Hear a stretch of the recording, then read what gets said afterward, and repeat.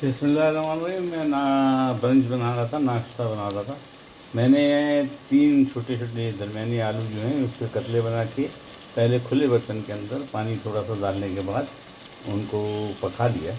और अब जो है मैं बता रहा हूँ, उसके बाद मैं उनका सिस्टम बताता हूँ कि मैंने क्या किया। लेकिन मैं ये मिर्चों में, हरी मिर्चों में अचार मसाला, अचार में से निकाल के इसमें भर दिया है और ये डाल दी।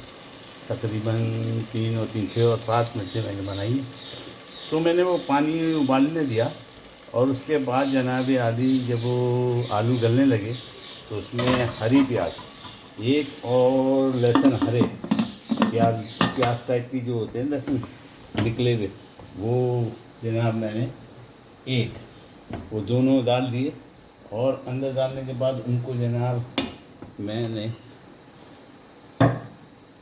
उनको पकने दिया और उसके बाद 2-3 टमाटर काट के कतले बना के उसमें डाल दिए और वो पकने दिया। और अब वो तमाम चीज़ें पक चुकी तो मैंने हरी मिर्चों में अचार भर के, अचार मसाला अचार का यानी अचार बनाया अचार जो होता है उसका मसाला अचार भर के रख दिया है। और इसको बस 1-3 मिनट जो है मैं गरम करूँगा और बंद करूँगा तो मेरा खाना तैयार हो जाएगा। मैं फिर दिखाऊँगा आपको। 3 मिनट गुजर चुके हैं, प्रेशर रिलीज़ कर दिया है और हो गया है। और हम इसको सीटी बताते हैं, इसके बर्तन को खोलते हैं। मिर्चें जो है कच्ची पक्की होनी चाहिए तो बहुत टेस्ट आता है। ज़्यादा पक्की भी नहीं, ज़्यादा कच्ची भी नहीं। और अल्हम्दुलिल्लाह हमारा खाना तैयार। इसमें अभी तक विदाउट ऑयल है तकरीबन। इसको ऑयल ऊपर से मैं जैतून का तेल डालूँगा इंशाअल्लाह जी। देखने में खूबसूरत, खाने में बड़ा मज़ेदार टेस्टी।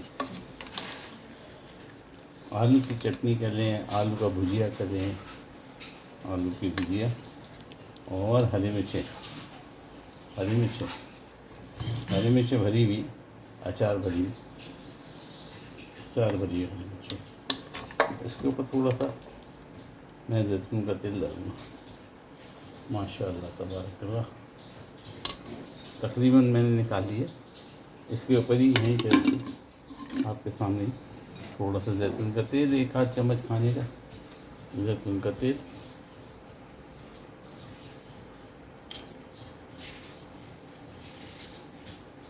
जी ज़बरदस्त। तो ये कोई खाना इंस्टेंटली पक जाता है 15 मिनट के अंदर। इस तरह के खाने 15 मिनट में पक जाते हैं और अल्हम्दुलिल्लाह टेस्टी होते हैं, खाने में बहुत मज़ा आता है। उम्मीद है आप भी बनाएंगे, उम्मीद है दुआ में याद रखेंगे।